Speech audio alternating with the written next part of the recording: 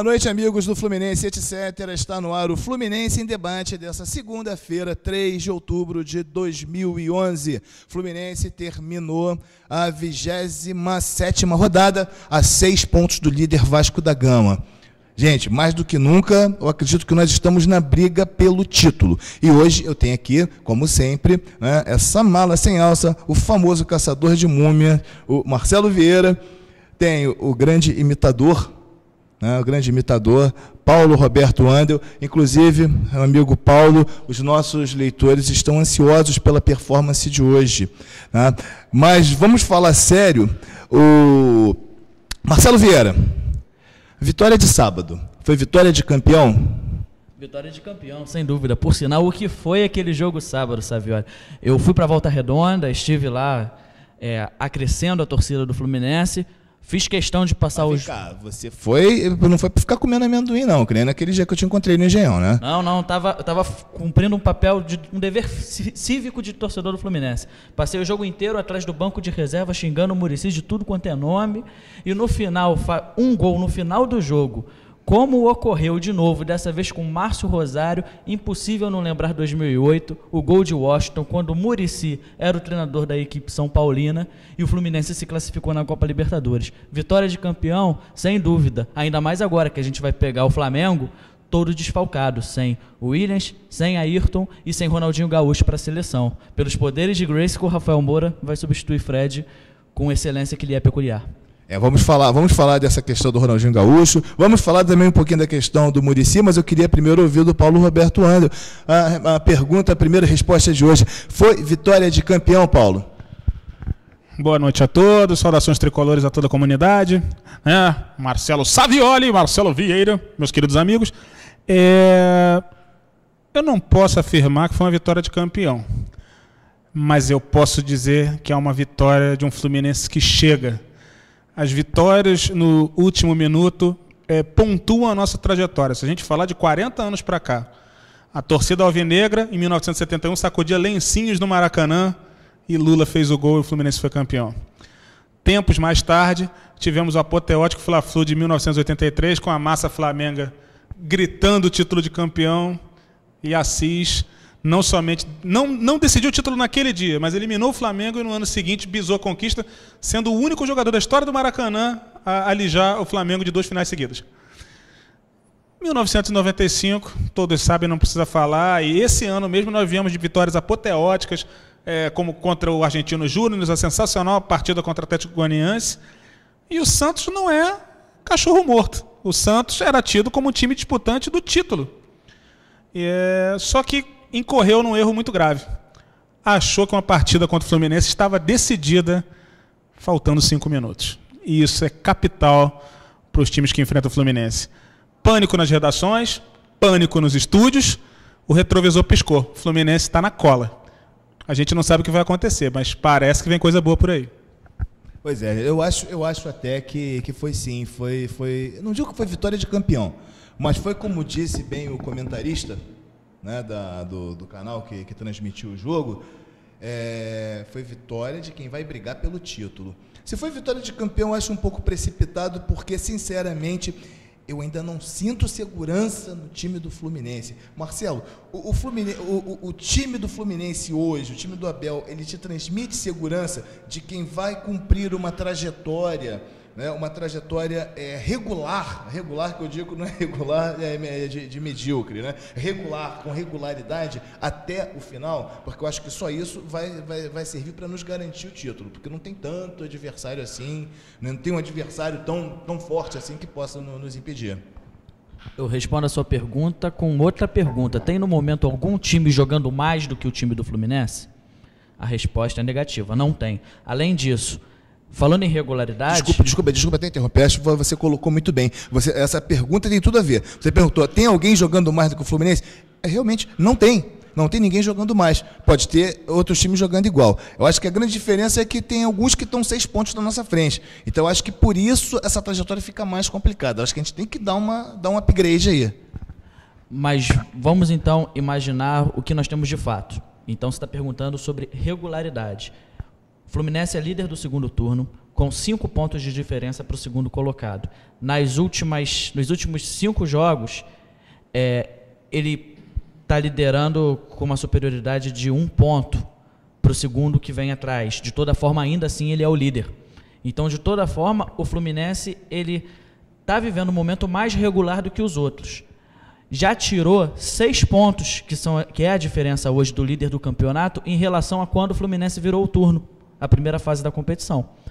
Então, eu acredito que, continuando no atual momento que a equipe está passando, o Fluminense, sim, ele vai brigar, vai terminar o Campeonato Brasileiro brigando pelo título. Até porque a sequência é positiva. O Fluminense pega agora no final de semana o Flamengo desfalcado, num jogo que... É engraçado, todo jogo a gente fala, esse jogo é o mais importante, vai o divisor de águas da competição. Eu acredito até que o jogo contra o Santos tenha sido, mas o contra o Flamengo é tão importante quanto. E o Flamengo não vai ter o Williams, não vai ter Ayrton, não vai ter Ronaldinho, enquanto o Fluminense parte como franco favorito para esse confronto. Depois pega o Curitiba em casa. Mais 2 vitórias, essa diferença, na pior das hipóteses, vai diminuir para uns 4, 3 pontos. E aí nós vamos estar na briga de vez. Então não vai fazer tanta diferença assim, essa questão do projetar o final, a partir do momento que em 2 rodadas nós já vamos estar no páreo pelo título brasileiro.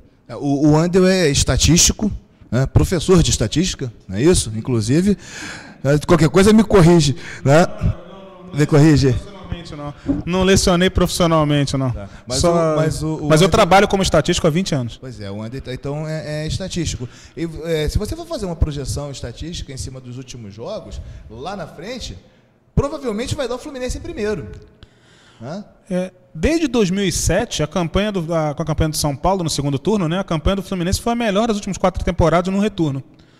E parece que depois daquele início tíbio, com altos e baixos, o time engrenou. Não é nenhum sonho, como a gente já falou aqui em programas anteriores, não é nenhum sonho o Fluminense fazer uma nova sequência de 4 partidas, de 4 vitórias. Se fizer isso, como bem disse Vieira, está completamente dentro do páreo, brigando cabeça a cabeça pelo título e com 2 dos seus principais adversários nessa luta em confronto direto nas últimas rodadas. Ou seja, dependemos de nós. Precisamos fazer a nossa parte, mas tenho plena confiança. Se você for pegar os últimos 24 pontos disputados, nós ganhamos, foram 5 vitórias, 17 pontos. 17 pontos, isso aí está acima dos 75%, se eu não me engano. Aí depois a gente pode tentar fazer o cálculo. 78%, então. É uma baita de uma performance. É performance de campeão. Performance de campeão. Né? Agora, eu acho estranho, enfim, não são todos os jogos, né? Mas tem alguns jogos do Fluminense, realmente que o Fluminense desafina. Né? Então a orquestra começa a tocar uma música toda atravessada, toda esculhambada, e aí acontece aquelas barbaridades que aconteceram no jogo contra o Bahia, né? Fluminense e Avaí mesmo, o Fluminense ganhou o jogo por 3-1, foi um placar meio enganador. Eu acho que, não sei, para mim está faltando essa regularidade para eu poder dizer, não, agora não vai ter para ninguém. Né? Porque se jogar o que tem jogado, o que jogou contra o Corinthians, o que jogou contra o São Paulo, né? Pouquinho, não digo que jogou contra o Santos, que eu acho que o Fluminense nem jogou tão bem, foi um jogo muito corrido, muito movimentado, mas se o Fluminense recuperar as melhores performances que teve em campo, eu acho que aí sim, a gente pode chegar e dizer, não, esse aí é o grande candidato ao título. Eu acho que nós somos candidatíssimos. Somos candidatíssimos sim, Savioli, como vinha falando aqui, como você bem colocou, são 78% de aproveitamento no segundo turno da competição, e são confrontos contra times que permite você dizer que são grandes equipes, não necessariamente postulantes ao título, mas com uma qualidade que a gente sabe que é uma qualidade diferenciada. O Santos, ele equilibrou o jogo com o Fluminense, empatou aos 45 e sofreu o revés miraculoso aos 49, fazendo uma partida muito boa, que o time mostrava muita velocidade. No primeiro tempo, especialmente, o Neymar estava inspirado e mesmo assim o Fluminense superou o Santos. Vencer o Cruzeiro em Minas, por mais que o Cruzeiro passe por uma fase negativa, também nunca é fácil. Então, o Fluminense ele apresenta consistência. Às vezes faz um jogo de pior qualidade. Eu acho que a gente tem mais sorte do que consistência. Aquela famosa boa e velha conspiração dos deuses, quando eles resolvem... Nelson Rodrigues uma vez disse que sem sorte não se atravessa a rua chupando um picolé. É verdade. Então é aquilo, você tem que ter sorte. Só que eu acho que não pode ser só sorte, não é só sorte. O Fluminense ele tem um bom desempenho no campeonato, ele tem um dos melhores elencos, para mim, é o melhor elenco do Campeonato Brasileiro. E isso mostra quando, no segundo tempo dessa última partida, o Abel coloca o Rafael Sobis acerta um petardo de fora da área impressionante e marcando um golaço. Então, a situação é rigorosamente essa. Quando você tem as peças à disposição, você tem o que modificar na partida para mudar o panorama. E quando você perde um atacante do nível do Fred para uma seleção brasileira, você tem quem entrar no lugar do Fred, que é o Rafael Moura. No caso do Flamengo, não tem ninguém para substituir o Ronaldinho Gaúcho. Aliado a essa boa fase do Fluminense, a sorte que a gente vem tendo, mas ao elenco qualificado que o Fluminense dispõe, eu lhe digo, o Fluminense é postulante ao título, não é apenas sorte. Tem toda uma pluricausalidade que mostra isso. Não, com certeza, não é só sorte, essa questão do elenco eu acho fundamental, né? E, o elenco do Fluminense é um diferencial em relação aos demais? Durante determinados momentos desse ano, a gente teve até alguns problemas, talvez porque houvesse uma superestimação do elenco. Mas se a gente traça um panorama geral do campeonato, o elenco do Fluminense está entre os melhores. Não à toa o Fluminense faz parte do seleto hall de times que tem 14 vitórias. Né? Isso não é uma coincidência, isso não é... E eu diria até mais.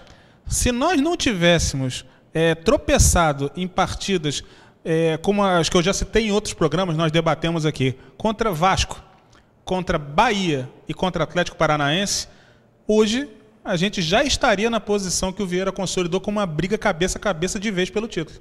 Ou seja, são detalhes que a gente pode ajustar. Recuperando esses pontos agora, nessas 3 ou 4 rodadas que vem à frente, o Fluminense vai chegar para disputar o título e estará já com o pé na Libertadores. Isso é fato. Eu tenho andado me debatendo com essa dúvida terrível, né? Por quê? Porque eu tenho essa percepção de que falta alguma coisa, mas eu não conseguia de forma alguma achar, né, o que realmente está faltando, né, o que realmente está faltando ali. E de repente eu estou aqui no meio dessa conversa, né, com os dois ilustríssimos cavalheiros, e eu comecei a perceber, né, o seguinte: eu acho que talvez o que falte ao Fluminense é o entrosamento, né? É o time titular. O time titular. A gente saber quem é o nosso time titular, quem são os jogadores que vão entrar em campo, a continuidade, né, desse time jogando, né, para poder ter isso, né, para poder ter essa coisa, chegar e entrar em campo e ser um time previsível no bom sentido. Não tem um pouco isso, Vieira? Particularmente, eu não chego a concordar plenamente com a sua opinião. Acho que hoje o Fluminense ele apresenta um padrão de jogo, ele tem um jogo forte tanto pelas laterais quanto pelo meio-campo com um bom armador, que pode ser, em ocasião, o Lanzini ou o Deco. É uma dupla de ataque competente, então eu não consigo enxergar com essa visão. O que eu estou falando é de entrosamento. Entrosamento. Você botar o Deco e o Lanzini para jogarem juntos, você botar, por exemplo, o Deco e Marquinho. Quantas vezes Deco e Marquinho jogaram juntos ali? Entendeu? Enfim, outras combinações. Dinho e Diguinho. Quantas vezes jogaram juntos na cabeça de área?